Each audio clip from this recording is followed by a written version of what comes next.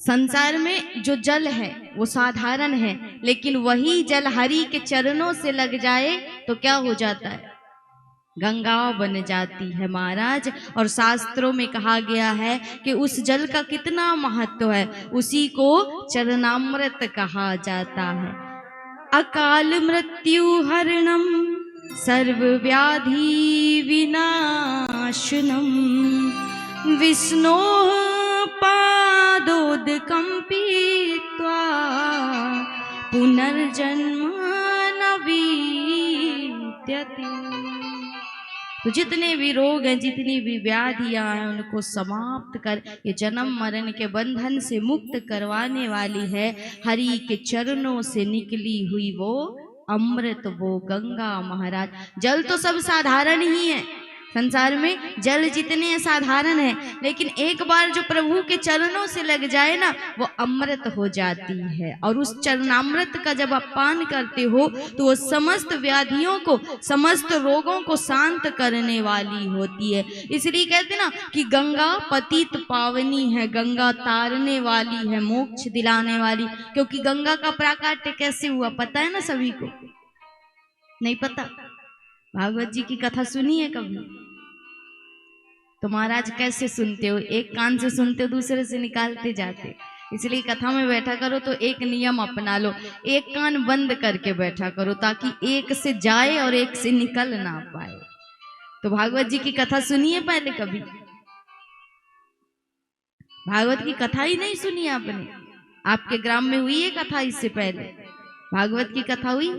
श्रीमद् भागवत महापुराण कृष्ण जी के लीला का वर्णन है, जिसमें भगवान के अवतारों का वर्णन है, जिसमें तो उसी में वामन प्रभु का चरित्र आपने सुना होगा, जिन्होंने बलि महाराज को झला था महाराज।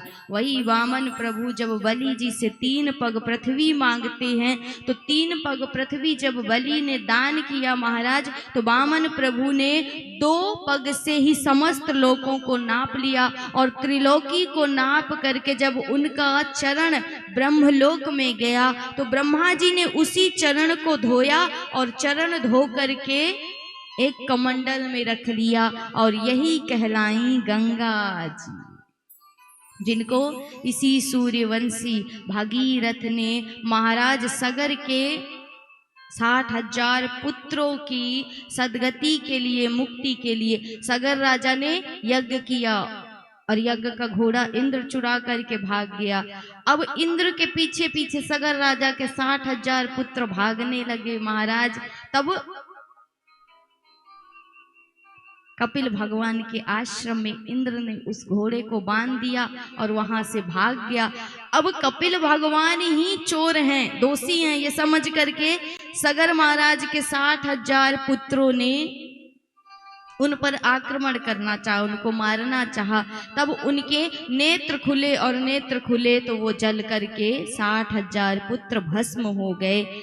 उनको मुक्ति नहीं मिली, सदगति नहीं मिली। इसलिए इनके पुत्र असमंजस ने बड़ी तपस्या की, उसके बाद अंशुमान ने भी तपस्या की, दिलीप जी हुए, वो भी तपस्या करने लगे गंगा मैया को प्रसन्न करने के लिए, लेकिन गंगा मैया प्रसन्न नहीं हुई। कपिल भगवान ने बताया था कि इनकी मुक्ति तभी होगी जब वामन प्रभु के चरणों से निकली हुई वो गंगा पृथ्वी में आएंगी और उनके स्पर्श से इनकी मुक्ति होगी। तब दिलीप ने भी तपस्या की महाराज, लेकिन ला नहीं पाए, और उन्हीं के वंशज हुए भगीरथ महाराज। यही सूर्यवंशी हुए भगीरथ महाराज, जिनकी तपस्या के परिणाम स्वरूप गंगा मैया प्रसन्न हुई और इस धरा धाम में अपनी 4 शर्तों को पूर्ण करवा करके इस धरा धाम में प्रवाहित हुई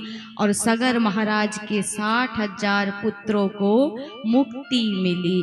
इसलिए जल तो सभी साधारण है, लेकिन जो जल हरि के चरणों से लग जाए ना, उसका महत्व ही अलग हो जाता है। वो जग को तारने वाली हो जाती है, समस्त क्लेशों को मिटाने वाली हो जाती है। इसलिए आप मंदिर जाते हो तो हमेशा चरणामृत दिया जाता है ना।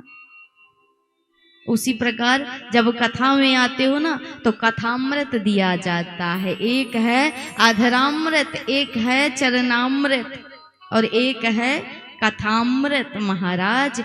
तो जहां जाओगे यही मिलेगा। प्रभु के विग्रह को देखोगे तो क्या मिलेगा? अधरामृत मिलेगा। गोपियां क्या पान करती हैं? अधरामृत का पान करती हैं। जब प्रभु वो बांसुरी की तान छोड़ते हैं तो गोपियां प्रसन्न हो जाती हैं और नित्य प्रभु के अधरों का वो अमृत पान करती रहती हैं महाराज।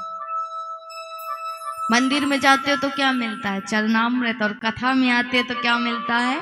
कथामृत। इसलिए संसार में 3 ही अमृत हैं, बाकी सब कुछ मृत है। सब कुछ मृत है, सिर्फ 3 ही अमृत है, कथामृत, चरणामृत और अधरामृत। इसलिए नित्य उसका पान करते रहे। और जिस प्रकार केवट ने पान किया, अपने पितरों को मुक्ति दिलाई, मोक्ष दिलाई, एक हरि में प्रेम करके, हरि में मन को लगा के, लगन लगा करके। केवट कोई ज्ञानी नहीं था, उसके पास ना ज्ञान था ना वैराग्य था, सिर्फ एक ही चीज थी कि निर्मल मन था और निश्चल भक्ति थी। एक आस थी कि हरि आएंगे तो मेरी भी अभिलाषा को जरूर पूरी करेंगे। और उस एक आस ने ही आज प्रभु से केवट को मिलाया है महाराज।